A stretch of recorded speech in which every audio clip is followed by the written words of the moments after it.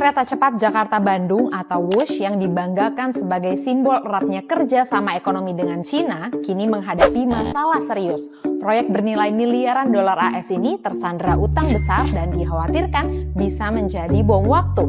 Dikutip dari The Business Times, total utang WUSH ke China Development Bank mencapai sekitar 116 triliun rupiah, termasuk tambahan sekitar 1,2 miliar US dollar untuk menutupi biaya yang membengkak. Utang ini membebani keuangan PT Kereta Api Indonesia atau KAI yang menjadi bagian dari konsorium proyek. Secara operasional, WUSH mencatat kerugian sekitar 4,2 triliun rupiah di tahun 2024 dan 1,24 triliun rupiah pada paruh pertama 2025. Jumlah penumpang pun masih jauh dari target. Hingga pertengahan 2025, baru sekitar 10 juta penumpang yang naik WUSH, padahal targetnya mencapai 31 juta per tahun. Pada hari biasa, kereta hanya terisi 70 hingga 80% dan baru penuh saat libur panjang. Utang besar ini membuat banyak pihak khawatir akan kondisi keuangan KAI. Jika tidak segera diatasi, KAI bisa terancam bangkrut dan kepercayaan investor bisa turun. Untuk mengatasi masalah ini, Danantara telah menyiapkan langkah-langkah dalam rencana kerja dan anggaran perusahaan 2025.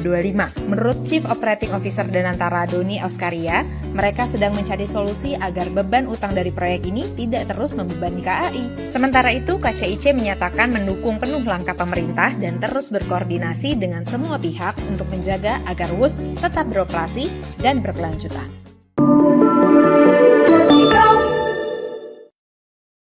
Pembangunan dengan utang, kereta cepat, bangga. Pendukung Jokowi bangga, kita sekarang punya kereta cepat. Itu punya Cina, kita cuma beli doang. Beli pakai apa? Pakai utang. Kapan bayar utang itu? 170 tahun lagi baru kita bisa bayar utang itu. Rocky Gerung jangan naik kereta cepat ya. Karena itu punya Jokowi. Dari mana punya Jokowi? Yang dia pakai APBN kita. APBN itu ya sumbangan saya. Setiap kali saya kasih ceramah dipotong pajaknya tuh. Itu yang kita, itu punya kita semua. Siapa yang anti Jokowi jangan pakai kereta cepat. Pertanyaannya, kapan bangsa ini bisa bayar hutang Jokowi di kereta cepat? Kalau nggak ada yang naik. Setiap kali Anda naik kereta cepat punya Jokowi, Anda membantu Jokowi mempercepat bayar utang. Si Jokowi nama biadab. Gara-gara dia semua jadi kacau. Menteri Keuangan sama Danantara jadi saling lempar masalah utang kereta cepat. Daripada utang kereta cepat ini ditagih ke Menteri Keuangan atau Danantara, tagih sono ke Jokowi. Suruh dia tanggung jawab. Bayar utang kereta cepat. Kan dia yang ngotot pengen bangun kereta cepat.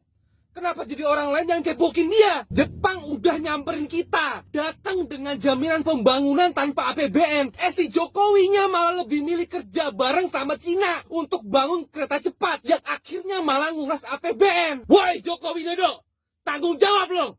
Jangan seenaknya abis bikin masalah terus tinggal-tinggal gitu aja. Apa lo? Ada ancaman nanti akan krisis di 2026 keuangan KAI. KCIC, kereta api cepat, begitu, kerugian negaranya akan semakin membengkak.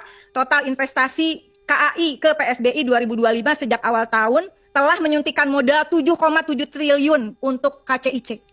Kalau dari saya sendiri ambil alih Pak Andre, diambil alih oleh negara yang penugasan negara, apalagi masuk proyek strategis nasional, jangan dibebankan kepada BUMN. Apalagi BUMN tersebut adalah BUMN yang menyelenggarakan pelayanan publik. Bisa kolaps. Kalau pelayanan publik di bidang transportasi kolaps, sekali lagi akan berimbas pada berbagai hal. Proyek mega atau bom waktu ekonomi. Fakta mengejutkan yang tidak diungkap media. Ini bukan sekadar kereta cepat. Ini adalah lubang hitam keuangan yang siap menyedot APBN kita sampai kering. Siapa dalang di balik proyek gagal ini dan mengapa rakyat kecil yang harus menanggung bebannya? Simak sampai habis.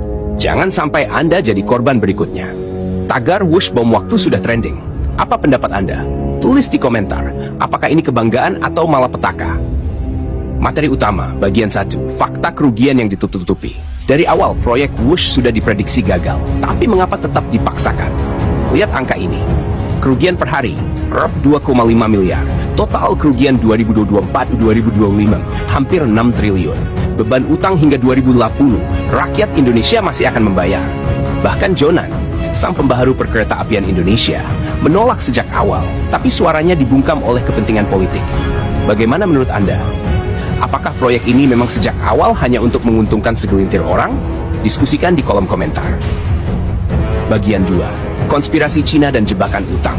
Ini bukan teori konspirasi. Cina sudah menjerat Sri Lanka dengan debt trap. Sekarang giliran Indonesia. Bunga utang 3,4% versus tawaran Jepang yang lebih murah. Teknologi Cina. Kecelakaan kereta di Afrika sudah jadi bukti kegagalannya. Mengapa Luhut begitu agresif membela Wush? Apa ada cashback untuk para pengambil keputusan? Pertanyaan ini harus dijawab. Tagar Stop Utang Cina sedang viral.